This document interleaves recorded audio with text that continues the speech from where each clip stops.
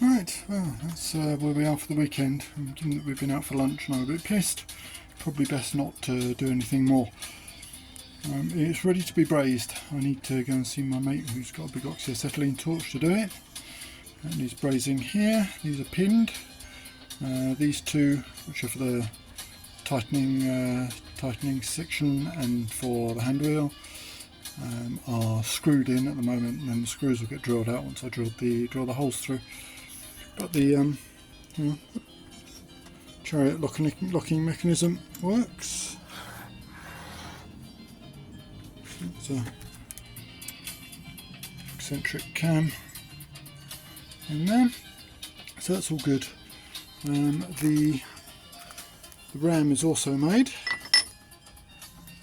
It's just there, although it's got a slight step in the middle of it, so it wants about 2/100ths ground off, which I need to do on the lathe between centres.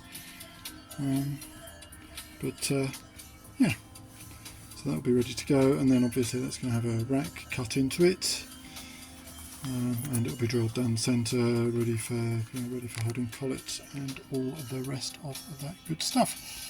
So anyway, that's where we are.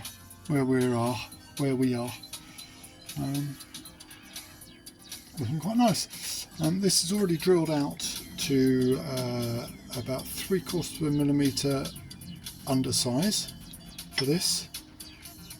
Once it's all together properly, it will be bored using the headstock and knocked together tailstock on a boring bar pushed by the slide.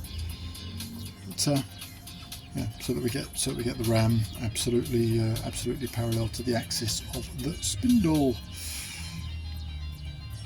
So that's that. Oh, and my mate sent me a 4x0.75 tap die for making the screw that's missing on the lathe. So that's good news as well. Anyway, catch you later. Bye.